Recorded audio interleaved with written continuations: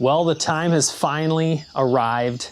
The Rapsodo MLM2Pro is officially connected to GSPro Golf Simulator Software. We're going to give you guys a first look. We're going to demonstrate, show you how this unit connects. And I can tell you, ever since I got this unit in the GSP studio, GSPro was growing at a rapid pace. It was not only existing owners of the Rapsodo MLM2Pro that wanted this connection, but people that were shopping and looking at it, asking if it was connected. And there may have been some workarounds that were out there, but so many people I talk to, they're looking for official connection. They want something simple. And that's another thing I'm going to show you today is how easy this thing connects. So let's just talk about how it works really quick. So the first thing you do is launch your Rapsodo MLM2 app. All right. And you're going to connect to the unit and you're going to go under Play and third-party apps and you'll see GSPro and you're going to authenticate. Once you authenticate, you're going to launch GSPro with the proper license. If you have an open API or something you need to convert it, there's a link that they can give you to convert that. Just Google GSPro license conversion and you can convert that, but you'll just select MLM2Pro. The connection is going to look like this. And I will say, I'll kind of show a little screenshot of what that Authenticate app screenshot looks like. You just hit that Authenticate Now button. All right. Once you do that, launch GSPro. And you'll see the little connector software come up, and let me show you what that looks like. All right, so here it is. Now what's wild about this is you can select what ball you're using. I'm using a Titleist RPT today, which they did say they have those available now on their website. So I had people asking about availability. That is available. And it just automatically connects from there. So you actually don't find the unit with your Wi-Fi or anything. So it's pretty cool that they've kind of made it a seamless connection. So you don't have to do anything. It just connected on its own.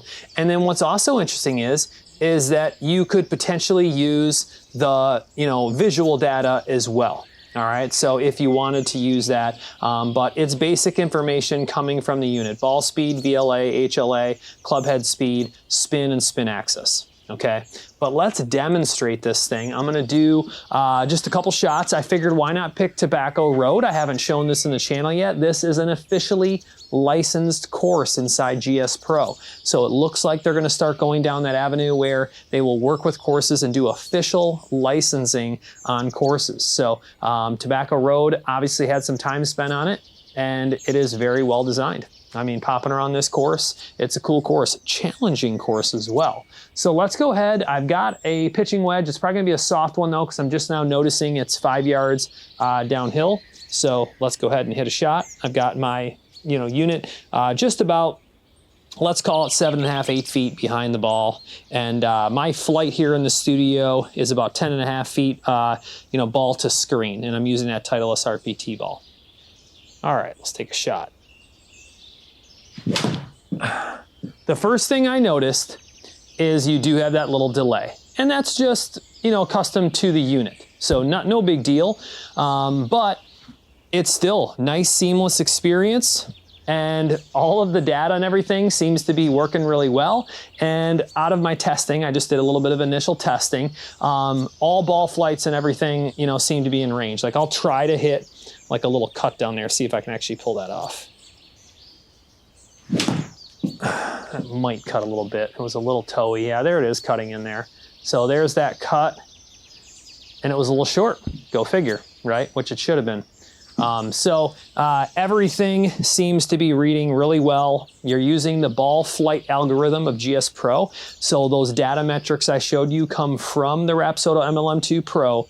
They get put into the GSPro carry algorithm, and then that's what produces the actual carry of the golf ball. All right, or total distance for that matter. So keep that in mind. Someone might say, well, I always hit this club at this exact distance, in the Rapsodo app. Well, it has its own carry algorithm. So I always want to point that out to people. A lot of people may not have never used a launch monitor, don't understand that. I'm just going to try to hit like a little push draw, and it'll probably go too far, I would assume. That was way too far to the right. There it is coming around though. I didn't close the face and hit a little thin. So you can see it take off to the right, and I just didn't really release the golf club. And every shot shape that I kind of messed with out of the gate, works. And you don't have the green indicator, showing that it's ready. I don't think it's necessary for this unit because your placement area. As long as you're in that area, you should be good to go. We'll try to hit one more, and I'll just try to, yank that face shut a little more. There we go. That should come around much more. Perfect. So there's shot shaping with it too. That was a little on the thin side. So fade, kind of a push draw. And then there was like a standard thin draw. Now it's time to do chipping.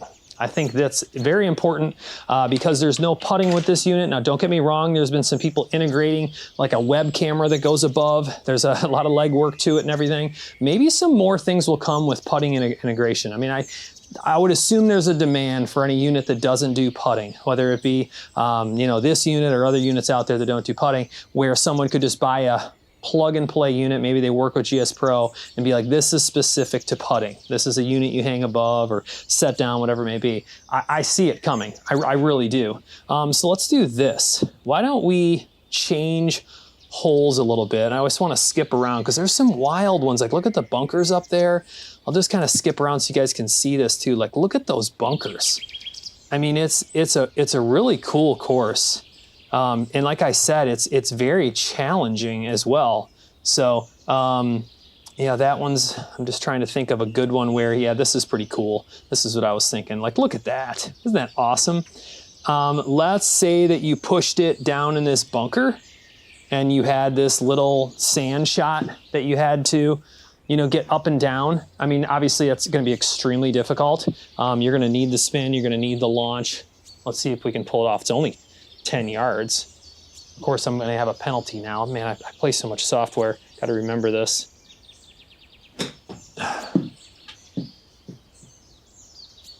Oh, just a tad too far. I mean, I played that just how I wanted to, honestly, and it was just a tad too far. So I got good reading on that. I got good launch on that. Ball speed, spin, kind of where I would expect it. Let's go to a little bit softer, maybe. It might still be too much. I didn't quite get under it. Not bad. I knew it was going to be a little bit past it. So flopping out of the sand, no problem. No problem. Let's see what else we've got here. I want to kind of skip around a little bit. 15, remember that one, 16. You guys get to see these holes too. It's, like I said, kind of a combination of seeing several, different parts of the course. Let's skip up by the green where you can actually see that clubhouse. And then let's move the ball. Let's say that you ended up here, and that would be out of the rough too, like the semi-rough right there. You have to show off the clubhouse a little bit there. I mean, this is look where the pin is. I don't know, I think I picked Friday or something. Good luck with this, right? But let's just demonstrate kind of a normal chip here. 17. I mean, I'm just thinking it's gonna release, and not even close. Not even close. And I probably got some penalty on that. Yeah, just a tiny bit. I need to definitely carry it further than that. And I guess I see it stopped right away because it's uphill. So I didn't notice that. So see, 2 feet, 2 inches, you can see those lines. I should have paid better attention. This is a random chip, so. All right, so a little over 45 feet. How's that? Is that too much? I'd say I figured the distance out. Say we figured it out. I would have to say that this is a great experience. I mean, I think everyone's going to be very happy the way that it connects, the way that all of my shots are working. I'm getting that GSPro algorithm. Let's say that you were to lift one out of the rough, rather than a normal chip like that. I don't know if that's going to be enough distance, but at least it will launch up. Yeah, so you can get the idea. So that's one thing that I've been impressed with the Rapsodo MLM2Pro. Its ability with the short chipping and stuff. It's really good. Like, I'll try to, say that I just need to get on the green and close. So I'll kind of carry it to the bottom of my screen, which would be about a 10-foot carry. It should read that. There you go. I've really had no problem with those at all. It's done a really good job. You haven't seen all of those reviews I did where there's a lot of chipping and putting and everything. You know, check those out. But this is just a first look video of the Rapsodo MLM2Pro with GSPro Golf Simulator Software. Interested in what else you guys want to see? Maybe I will go out and we'll just play 9 holes, give you a full first look at what the experience would be, because you do have different options inside of GSPro, and I can actually show you guys really quick. I can actually jump out. Let's go ahead and end round. We'll just end. And I'll show you this. So a couple things to mention. So when you're in here under system, you can download latest stable beta. So basically you just would exit out after and it will download the latest stable. You might need to do that just to make sure you're on the most recent version.